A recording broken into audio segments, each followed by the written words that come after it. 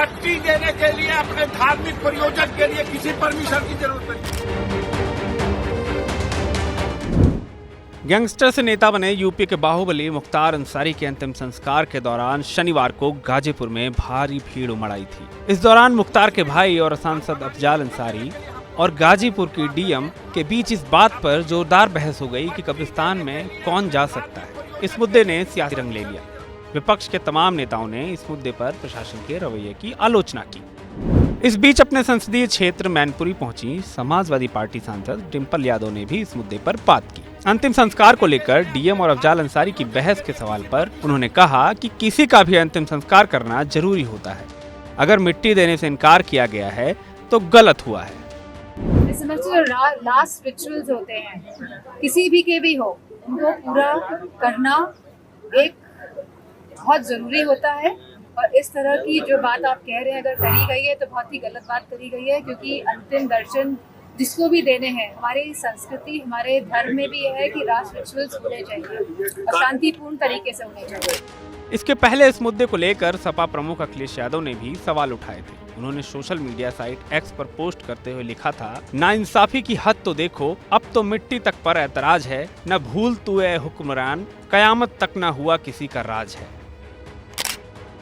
वहीं बीजेपी पर हमला करते हुए डिंपल यादव ने कहा कि आज जितने भी लोग बीजेपी में गए हैं, बीजेपी वॉशिंग मशीन है, जो वहां जाते हैं उनके कर्मकांड साफ हो जाते हैं। इस सरकार के बारे में जितना कहें उतना कम है। मैं समझती हूँ अगर आप जितने भी नेताओं को देख लें जो भाजपा में गए हैं, तो भाजपा तो एक वॉशिंग मशीन है जहाँ जाकर सभी जो नेता भाजपा में जाते हैं उनके जितने भी कर्म कांड होते हैं सब धूप मिल हो जाते हैं और वो एकदम स्वच्छ होके निकलते हैं। तो मेरा मानना है कि ऐसी भाजपा जो प्रोपेगेंडा के थ्रू ही पूरा काम कर रही है, जो धरातल में लोगों की समस्याओं का कोई निवारण नहीं कर रही है, इस सरकार के बारे में जितना कहें उतना कम है।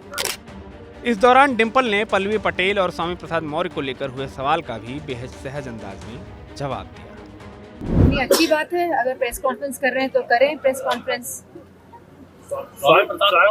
अलग से चुनाव लड़ने जा रहे हैं, बहुत 2 सीटों पर स्वामी प्रसाद मौर्य अलग से चुनाव लड़ने जा रहे हैं गठबंधन अपनी पार्टी। ये बहुत अच्छी बात है, क्योंकि भारत एक लोकतांत्रिक देश है और सभी को चुनाव लड़ने का, अपनी पार्टियों को लड़ाने का पूरा हक है, अधिकार है।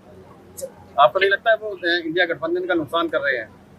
मैं नहीं समझती हूँ, क्योंकि लोग बहुत सचेत हो गए हैं और लोग पूरे पीडीए के साथ हैं। और मुझे खुशी है कि आज भी जो सभा में सब लोग आए समझ रहे हैं कि हालात कितने नाजुक हैं पूरे प्रदेश में। डिंपल यादव ने दिल्ली के सीएम केजरीवाल की गिरफ्तारी पर भी बात की। उन्होंने कहा कि भारत के इतिहास में देखेंगे तो इस तरह की घटना नहीं हुई है। पहले भी आपातकाल लगा था, आज आपातकाल जैसी स्थिति है जहां सीएम को जेल में डाला जा रहा है, 144 सांसदों को सस्पेंड कर दिया जाता है। ये पूरे अगर आप भारत के इतिहास में देख लेंगे, जब से देश को आज़ादी मिली है तब से इस तरह की घटना कभी नहीं हुई है। इमरजेंसी का माहौल था, इमरजेंसी लगी थी, लेकिन यह तो इमरजेंसी ऐसी इमरजेंसी है जो इमरजेंसी की तरह ही इस तरह का माहौल है आज भी देश में, जहां केजरीवाल जैसे मुख्यमंत्रियों को जेल में डाला जा रहा है, जहां 140 सांसद एक साथ सस्पेंड कर देते हैं। तो मैं समझती हूँ बहुत ही नाजुक हालात है देश में।